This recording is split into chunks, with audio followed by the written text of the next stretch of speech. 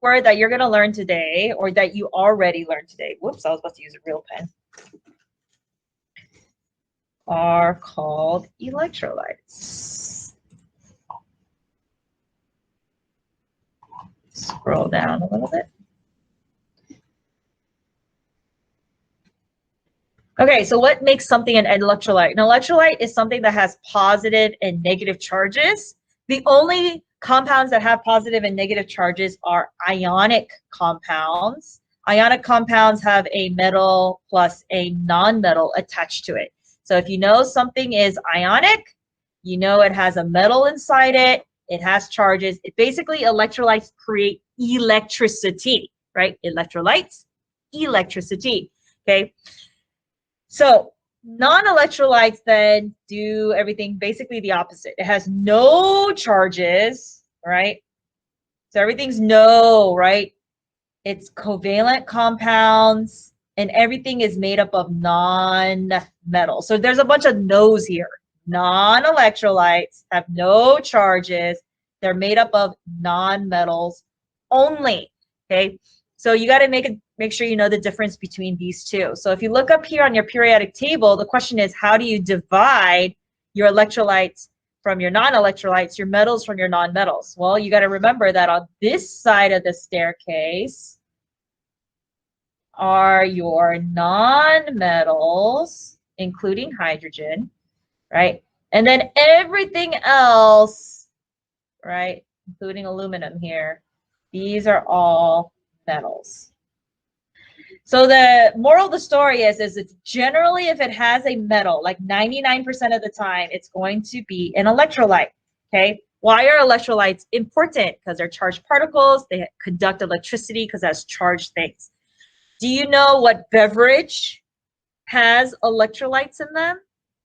Right, Gatorade, your Powerade, there's actually some water with electrolytes now. Okay, a big commercial that Gatorade used to push all the time, like a little bit old commercials, is that I don't know if you've seen it, but there's like a YouTube video. Let me see if I could find this Gatorade commercial.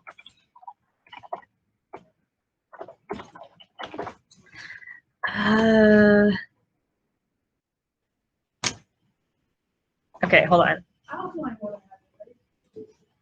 I don't know if they always do. I actually don't know too much about alkaline water, but we can look it up.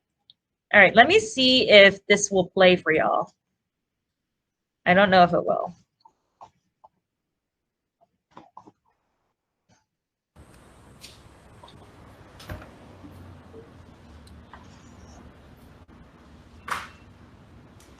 How are you? Good, how are you? I'm good. Is that all? This is all. I can't sell this to you. It's Gatorade, so it's for gals who have been working out hard and breaking a sweat. I drink this stuff all the time after a workout. But you're not sweating now, so. Are you serious? Yeah. I feel like you don't have really a winning attitude right now.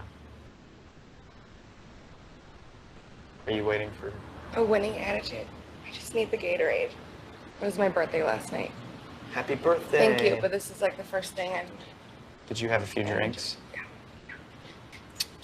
It's not designed for that. It's designed for workouts. So if you make destructive decisions at night, you know what? Maybe I can't. It's your birthday. Let my manager make a ruling on this, okay? Okay. You can just hold on 1 second. I'll grab him. Can you help me with this customer? It's her birthday. You gotta be sweating. That's what I thought. You gotta be sweating to have that. This is awkward. What do I need to do for the Gatorade? Do you do yoga? I do yoga, yes. Maybe like You want me to do some yoga? Is it called a chaturanga? What do you do? A chaturanga? That's it, chaturanga. Is there a You want chaturanga me to do you a have? chaturanga here in the gas station? All right. Oh. These are nice. Thank you. Can I have a napkin? Absolutely. Here. Just use these little bags. Is this gonna exert enough How sweat? many do I need to do? Enough to get some back sweat going. I'm enough to get a back sweat.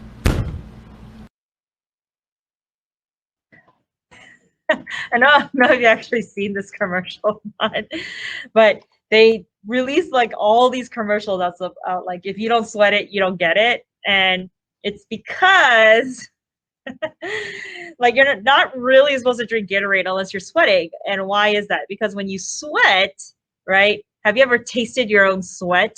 What does it taste like? You tasted your own sweat. It doesn't taste very good. Tastes very what?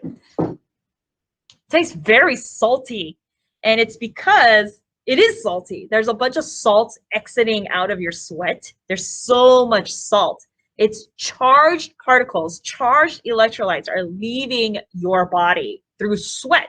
So if you ever tasted your sweat, it would taste very salty. Okay, so when you're sweating, you're losing electrolytes, and your body needs that to like function like certain like transport systems in biology. The biology in your body requires charged electrolytes.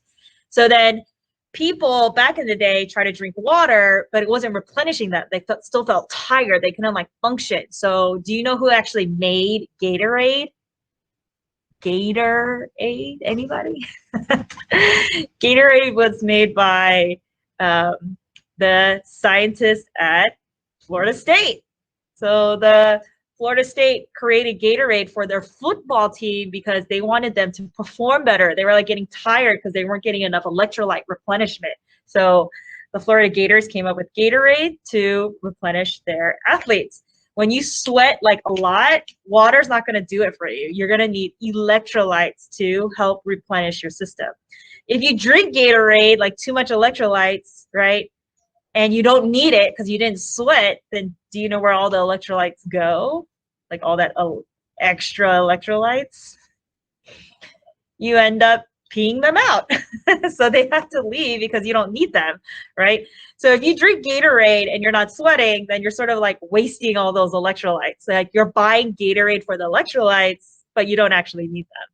So that's what the purpose of Gatorade is and Powerade. Well, now they make like Gatorade Zero, right? Because they don't want sugar inside of their Gatorade. There's also water. Actually, I have to look that up because there are some waters that have electrolytes in them. You can buy them. I think maybe Smart Water has some. I actually don't know the ingredients for Smart Water, but yes, Smart Water. If you drink Smart Water, it does have electrolytes inside of them. So yeah, some waters have electrolytes in them already. So just know that you can drink it without the sugar and the flavoring and all that jazz as well. So electrolytes are important for you and me, our bodies, right? Electrolytes also, because they're charged particles, but because they have positive and negative charges, they create, like I said, electricity. So for example, right, we're not going to really listen to this one, but here, right, you can clearly see, let me fast forward here, right here. So in a solution like this, you see this NaCl is the only one that creates electricity. Why? Because NaCl is the only one that has electrolytes, charged particles. Okay, so once again, how do we get electrolytes? You need that metal and that non-metal, right? So if you look, Na is a metal, it's right here, and Cl is a non-metal. So when you have one of each like this, then you know you can create some electricity, right? I think it shows it one more time over here. This one, there's no metals, no electricity, no electricity, no electricity. But here, this calcium and this chlorine, this copper, right? So calcium is over here, copper is over here. You're creating charged particles, so you're going to literally create electricity. Okay, so once again, over here, here's like an electrolyte, NaCl salt. So if you put a little bit, you can create some electricity here. If you pour a lot, you can create more charged particles, create more electricity. Now, if you remove the salt and I just put sugar in here, no matter how much sugar I put, nothing happens because sugar has no charged particles. How do you know sugar has no charged particles? Because if you were to dump them in water, they don't do anything. They still stick together and they're neutral compounds. So when you're neutral, you can't create electricity. But if you look at sodium chloride here, you can see that they what? They break apart. And every time they break apart, you get more and more positive and negative charges. Okay. So this is your electrolyte scenario. So then if, oh man, I cannot open up our daily check. Oh, actually I can. So like, I don't think your Schoology works, right? Okay, it doesn't. But maybe you can like take a picture of this later for when it does work. But this is question 2 on your daily check. And I'm just going to do a couple of them as an example of how to do it, and then you can do the rest on your own. So here we go. This is compounds, and you're trying to tell me, is it ionic or covalent? Does it produce electricity or not? Is it an electrolyte or not? So let's do this first one. So this is LiOH. So you're going to find these elements on the periodic table. The one you really need to focus on is just like this beginning one, lithium. Right? So if I look here, I'm going to find lithium. Lithium is right here. I see that it has a metal in it. So if it has a metal in it, I automatically know it's going to be an ionic compound. I automatically know it's going to be an electrolyte, right? So I automatically know this is ionic. I automatically know this is an electrolyte. These two always need to go together. Okay, so they are paired up together. So now let's look at this one, SiBr4. So metals are always going to go first. So you really only need to check like the first element here. So this is Si. So I'm going to look for silicon on the periodic table. Where is silicon? It's over here. What color is silicon? This is a what? Non-metal. So you got a bunch of non-metals hanging out together. So if you have a non-metal with another non-metal, then you know it's a non-electrolyte because it's a covalent compound. So non, they're all no's, right? So covalent compounds create non-electrolytes. So you know those go together. The thing I want to talk about is concentration. Okay, so this is, let me review a little bit and then I'll do one of the problems with you. So this is concentration. So concentration basically is saying how much solute versus solvent you have in a solution, right? So remember, you put solute into the solvent, the ratio between them tells you the concentration, right? How concentrate is it? So here's an example. Say you have some water and you have some Kool-Aid powder. So if you have Kool-Aid powder here, right? So you're going to like pour some Kool-Aid in here and you're like, delicious. And then you drink it and you're like, whoa, this tastes too watery, okay? You're like, oh, it's too watery. There are 2 ways that you can fix this problem. Can anyone tell me what are 2 ways that I can do to make Kool-Aid taste better? It's too watery. So what are 2 different things that I could do to fix my concentration problem? Okay, it's too diluted. Oh, very good. You could add more powder. So if I add more powder, you can see the color getting what? Darker. It's getting more concentrated. You can see this numerically here. If I add more, the concentration goes up. Okay. Now I'm like, delicious, right?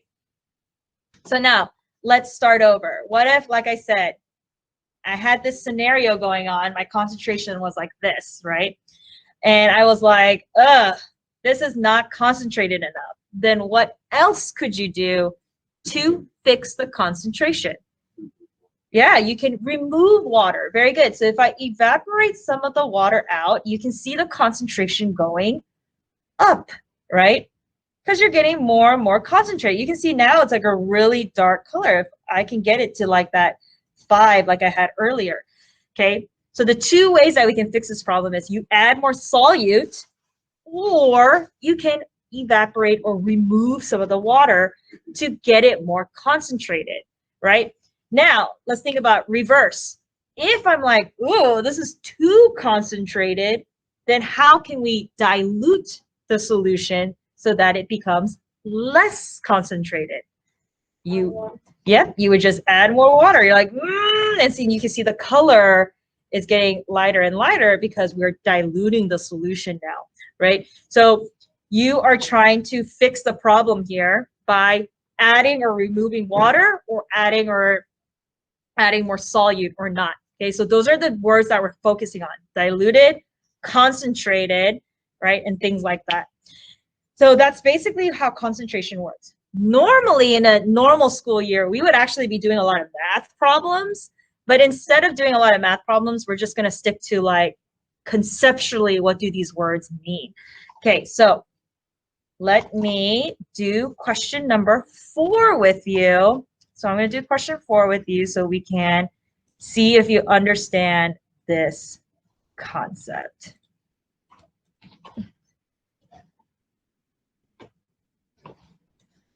Oh no, I lost it. I lost number 4. It's not showing up anymore. Oh no. Oh man, I can't. Who? Oh no. Everything is going awry here. Oh man, I cannot find the number 4 again. It's not loading anymore. Oh. Yay, it's working.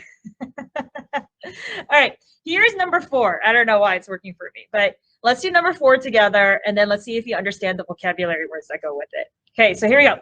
This is Chameleon cold brew coffee. It is delicious if you use it correctly.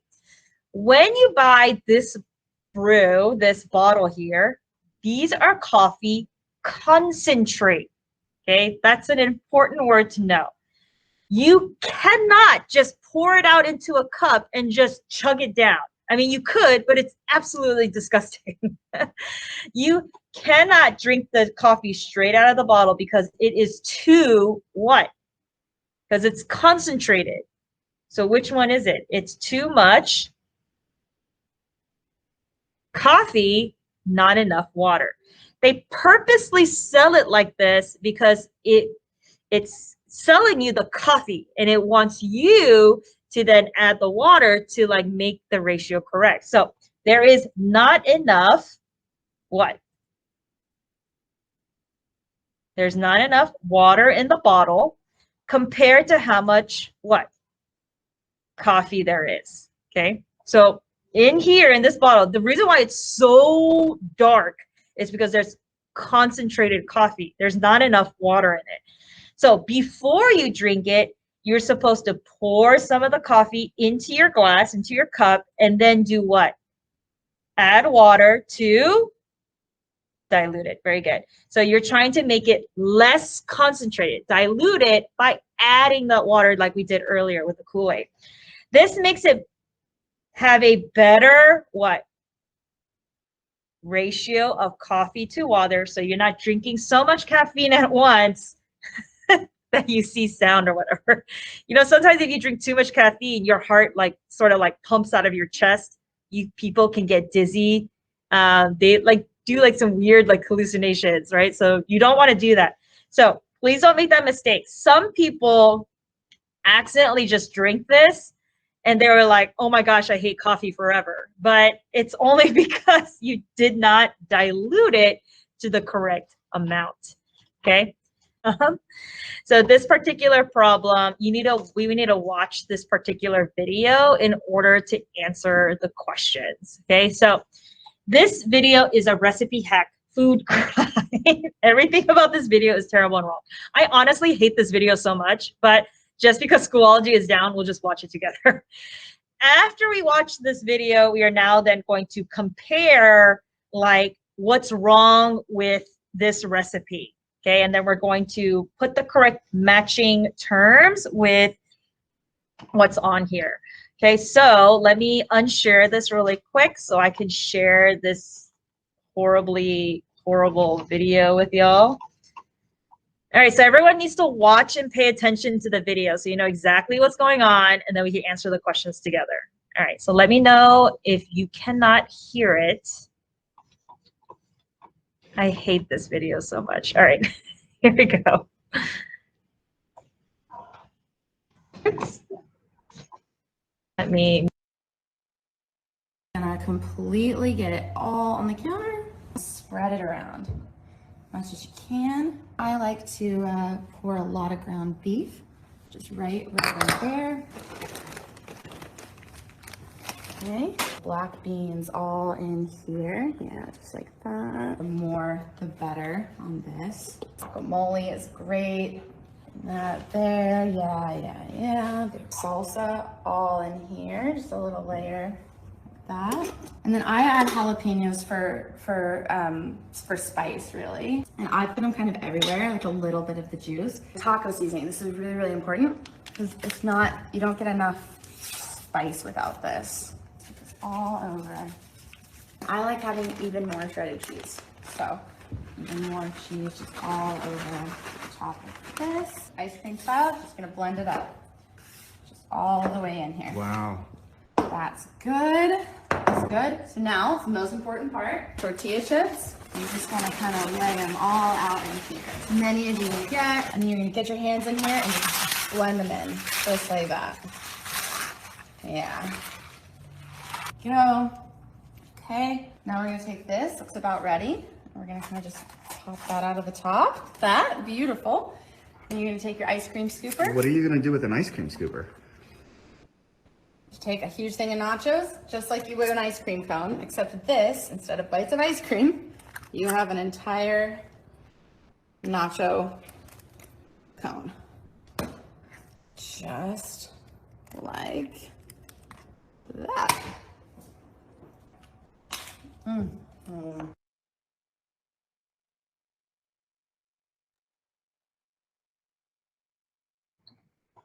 I hope y'all enjoyed that wonderful video. I want to throw up every time I see it. But, now you can answer the questions that go with it.